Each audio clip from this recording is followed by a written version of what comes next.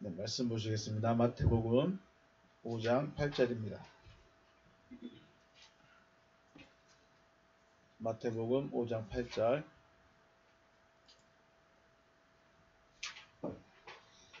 우리 같이 한 절 읽겠습니다. 시작. 마음이 청결한 자는 복이 있나니 그들이 하나님을 볼 것이며. 아멘. 원고의 원어 한번 보겠습니다. 마카리오이입니다. 복들이다. 호이, 카다로이, 테칼디아. 마음이 청결한 그들이 복이다. 복들이다. 호티, 왜냐하면 아우터이, 그들이 톰데온 옵선타이, 하나님을 볼 것이기 때문이다.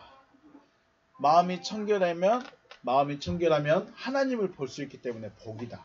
그러면 복이 된 자는 하나님을 볼 수 있다는 거겠죠. 각 사람마다 행동의 특성이 있습니다. 어떤 아이는 저렇게 손톱을 맛있게 먹은 친구도 있고요. 어떤 사람은 가만히 있는데도 인상 쓰고 있는 사람들이 있고요. 그러죠. 또 말투가 차갑게 느껴지는 사람이 있고 따뜻하게 느껴지는 사람들이 있고요. 각 사람마다 행동의 특징이 있죠. 우리는 이것을 뭐라고 그래요? 습관이라고 그래요. 습관. 네. 누구는 코딱지를 많이 파기도 하고요. 들려요? 네. 습관이에요. 그런데 이 하나의 습관이 형성되려면 어떻게 돼야 될까요? 처음에는 그냥 무심코 코를 한번 파요. 무심코 코딱지를 한번 파겠죠. 근데 그게 너무 시원해. 그리고 한 번 파고 두 번 파고 세 번 파다 보니까 이제 코피나요? 네. 그게 다른 사람이 있는데 부끄럽지 않게 그냥 막 코를 파는 거죠. 또 손톱을 먹는 것도 그래요. 그냥 아무 생각 없이 했는데 이게 이제 습관이 되고 있는 거예요. 자, 처음에는 어떤 행동을 하게 되고 그리고 그 행동을 고정적으로 하게 되면 이제 이것이 습관이 되는 거죠. 왜 이런 이야기를 하느냐?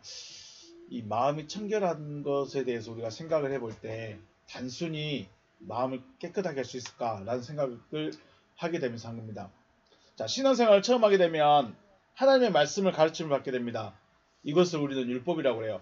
성경을 처음부터 교회 다니면 우리는 무슨 이야기를 먼저 배워요? 성경 이야기를 먼저 들어요. 그리고 그 성경 이야기 혹은 성경 역사 이야기, 전쟁 이야기 이런 이야기를 들으면서 우리는 어떤 걸 해야 된다, 하지 말아야 된다, 어떤 사람을 도와줘야 된다, 아니면 세상 사람, 교회 안 다니는 사람과 좀 구별돼야 된다, 이런 행동의 규칙들을 배우게 돼요.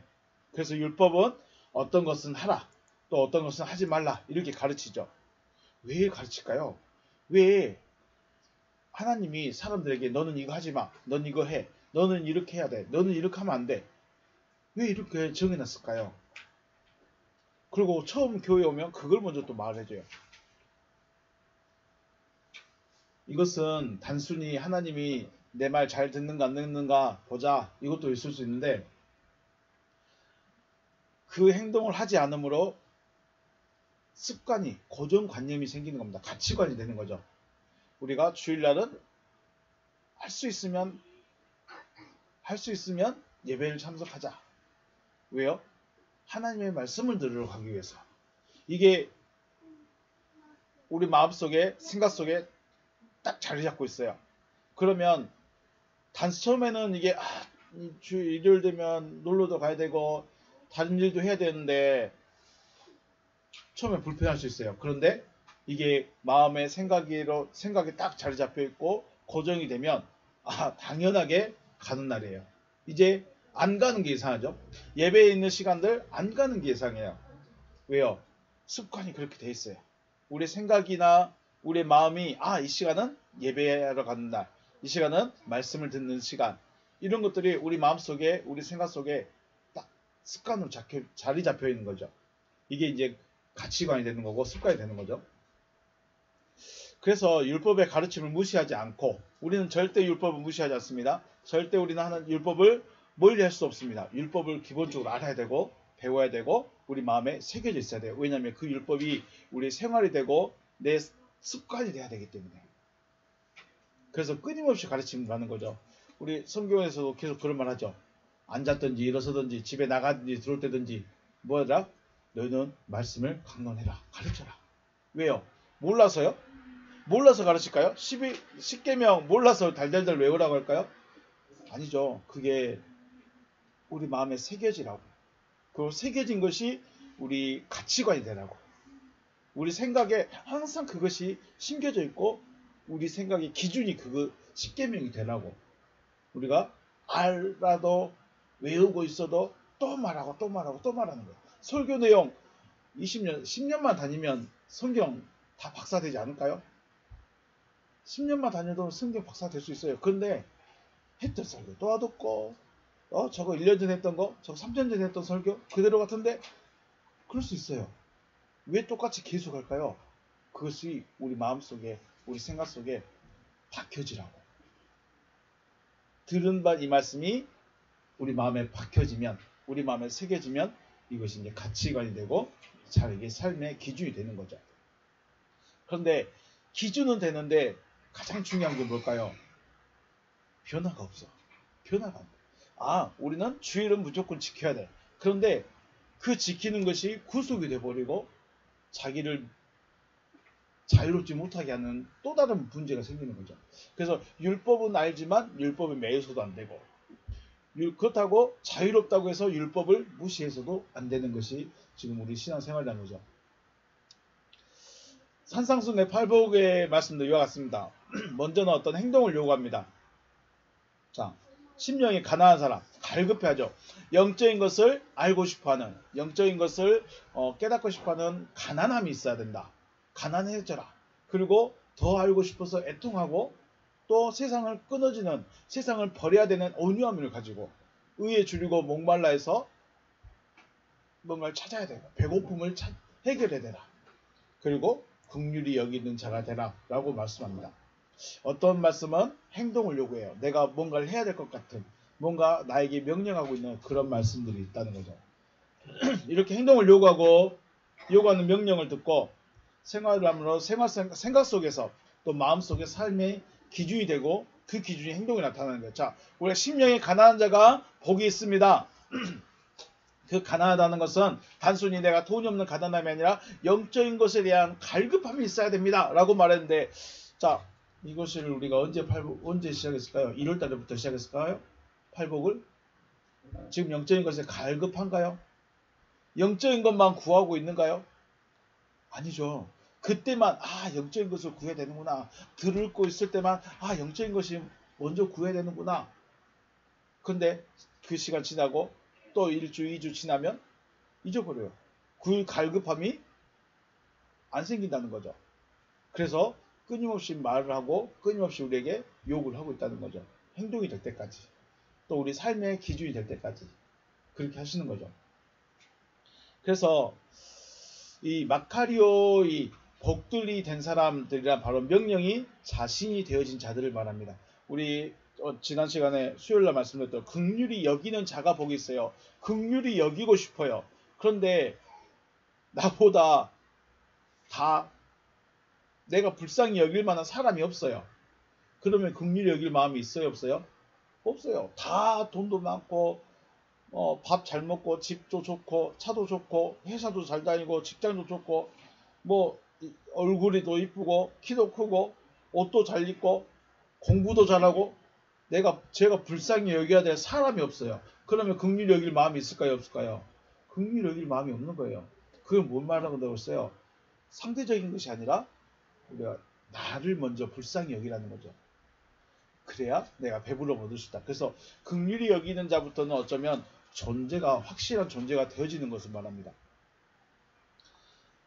긍휼히 여기는 자, 그리고 마음이 청결한 자, 또 화평케 한 자, 이 부분부터는 어떤 존재적인 변화, 존재가 되어져야 됨을 말하고 있다는 것이죠. 오늘 말씀에 마음이 청결한 자라고 말씀하셨는데, 마음이 청결하다는 것은 마음을 깨끗이 청소했다는 말이겠죠. 그런데 마음이라는 것이 우리 유리창 닦듯이 방 청소하듯이 저 방 깨끗하게 느껴지는가요? 바닥도 좀 깨끗하게 느껴지는가요? 오늘 청소를 좀 했는데 물걸레질도 하고요. 청소를 하면 이렇게 티가 나요. 그런데 마음이라는 것이 청소한다고 해서 티가 날까요? 저 오늘 마음을 깨끗이 했습니다. 보여요? 안 보여요? 안 보이죠? 여러분은 마음을 깨끗이 했습니까? 마음을 깨끗이 했다는 걸 어떻게 알아요? 그래서 제가 고민한 것이 마음이라는 것, 사람의 마음이라는 것 마치 마트의 진열장과 같지 않을까 생각을 했습니다. 제가 마트 일은 안 해봤는데 시장 일은 해봤어요. 어떤 물건이 들어오게 되면 진열을 해놨죠. 마트는 물건을 팔아야 돼요? 사가지고 와야 돼요? 팔아야 돼요. 팔려면 보여줘야 될까요? 안 보여줘야 될까요? 보여주기 위해서 진열을 딱 해놔요. 그리고 그 자리를 항상 채우고 있죠. 새로운 물건이 들어와서 진열을 하려고 하면 기존에 있던 물건들은 또 자리를 옮기고 새로 들어온 물건들을 보여줘야 돼요. 그게 진열이라고 하죠. 그런데 이 마트를 새로운 곳으로, 자, 여기를 마트로 쓰다가 갑자기 병원으로 쓰고 싶어. 병원으로 쓰고 싶어. 그럼 어떻게 될까요? 마트 진열장 그대로 놔둘까요? 아니면 다 없애버릴까요? 다 치워버려야 돼. 병원에 맞게 다시 만들려면 기존에 있던 건 다 치워야 되는 거예요. 마음을 깨끗이 한다는 것은 바로 이런 겁니다. 기존에 가지고 있던 생각이나 사상 혹은 내가 알고 있는 믿음, 이것들을 버려야 되는 거예요. 마음을 깨끗이 하라는 것은 단순히 오늘 제 마음을 깨끗이 했습니다. 오늘 저는 주님만 생각합니다. 했는데 여기 교회 끝나고 나면 걱정, 근심들, 고민들, 괴로움들을 또 딱 채워놔. 마트 진열장처럼. 지금은 말씀 듣는 시간이니까 내 마음을 깨끗이 했습니다 해서 다 치우고 말씀만 딱 들을 수 있게 해놨는데 교회만 나가면 이걸 또 바꿔버리네. 다른 진열장으로 옮겨버려. 우리는 그래서 마음의 청결함을 계속 유지할 수 있어야 되는데 그걸 못한다는 거죠. 우리 요한복음 3장에 니고데모라는 사람이 있어요. 니고데모라는 사람이 주님을 찾았습니다. 니고데모는 분명히 주님을 만났죠. 주님을 만났어요. 주님을 만났다는 건 누구를 보았다는 걸까요? 하나님을 봤다는 것이에요. 그런데 니고데모는 주님을 부를 때 뭐라고 불렀을까요?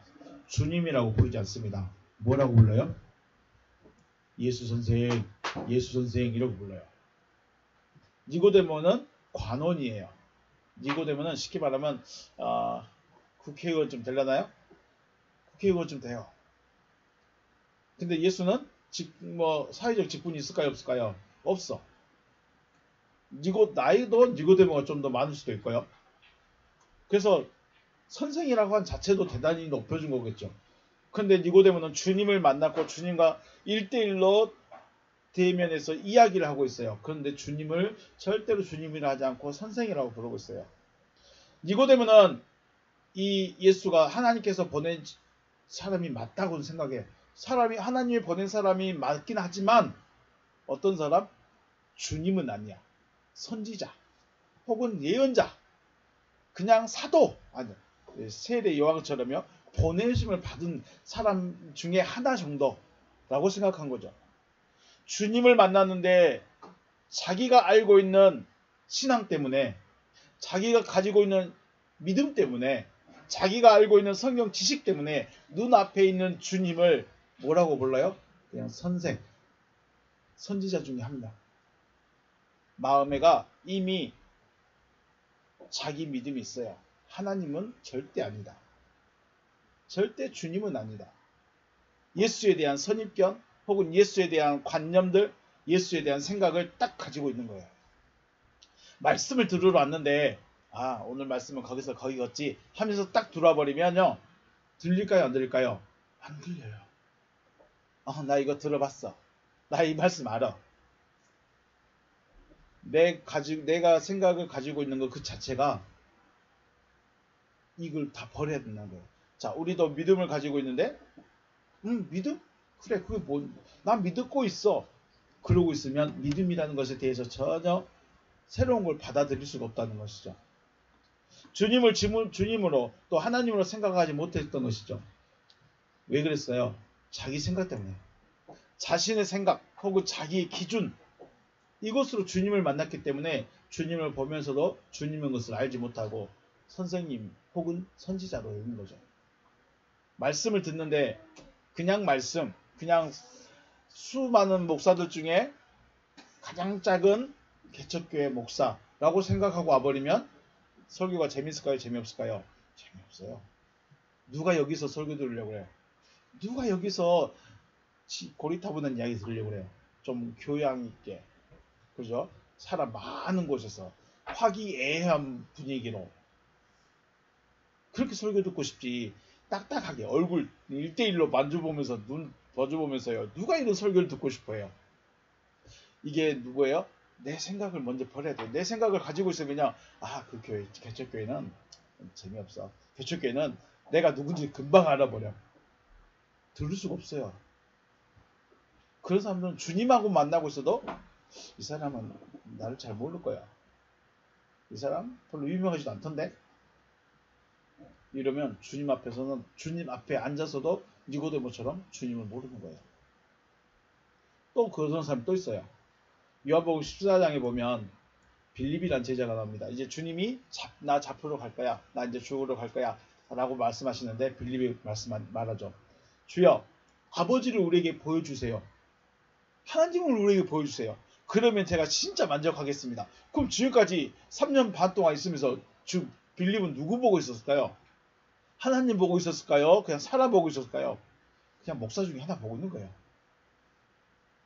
설교를 듣는데 그냥 좀 설교 잘하신 분 그거 보고 있는 거예요.